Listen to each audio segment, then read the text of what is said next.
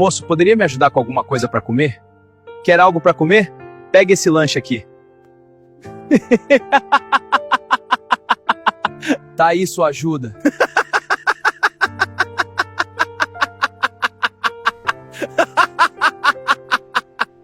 Por que você fez aquilo, meu filho? Tá falando daquele mendigo? Ele pediu comida e eu dei para ele. Carlos estava destruído por dentro. Onde foi que ele errou para seu filho se tornar alguém tão frio? Mas Carlos daria ao filho uma lição que ele nunca esqueceria. E Luan ainda não fazia ideia do que o pai estava prestes a fazer. Mas antes de continuar, comenta aqui de qual cidade você está assistindo. Carlos entrou no carro em silêncio, mas por dentro sua mente parecia um campo de batalha. A cena que acabara de presenciar não saía da sua cabeça. Não era apenas a humilhação daquele homem na calçada. O que mais doía era perceber a frieza no olhar do próprio filho. Luan agira como se tivesse feito algo normal, como se pisar na dignidade de alguém fosse apenas uma brincadeira. Durante o caminho de volta, Carlos quase não falou. Em casa, o silêncio continuou pesado. Luan seguiu agindo com a mesma indiferença, sem notar o tamanho da decepção do pai. E foi nesse instante que Carlos entendeu que um sermão não resolveria nada. O problema era mais fundo. O filho não precisava ouvir uma lição. Precisava viver uma. Naquela noite, Carlos mal conseguiu dormir.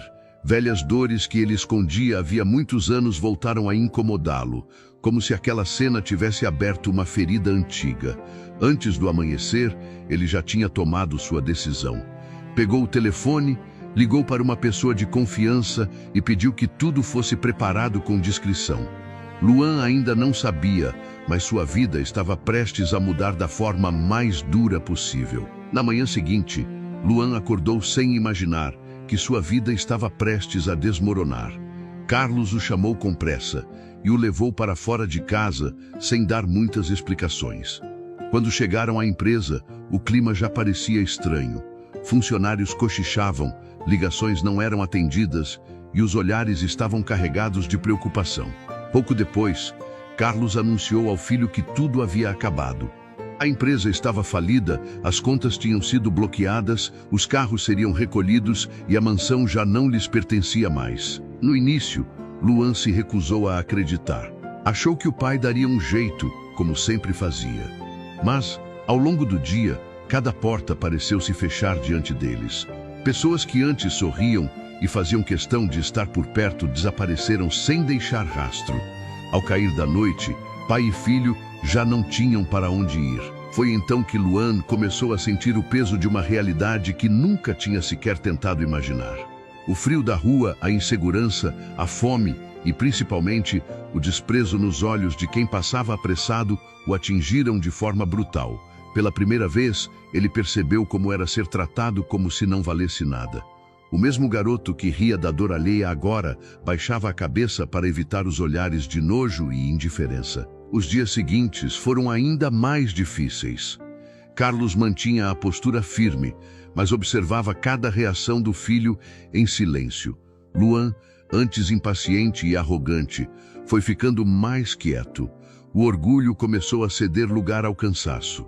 E a fome, que antes ele enxergava como algo distante, virou um vazio real e insuportável. Numa dessas noites, quando os dois já estavam abatidos na calçada, alguém se aproximou devagar.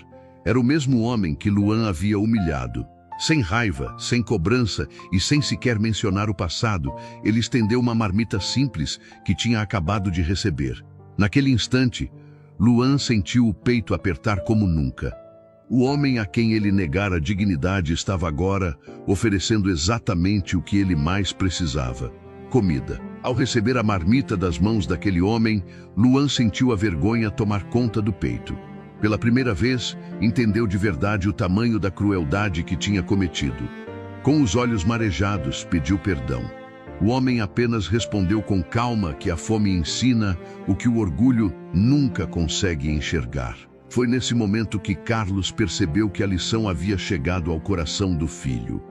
Então, sem prolongar mais aquele sofrimento, revelou que a empresa nunca tinha quebrado, que nada havia sido perdido de verdade e que tudo aquilo tinha sido um teatro para ensinar a Luan o valor da dignidade humana.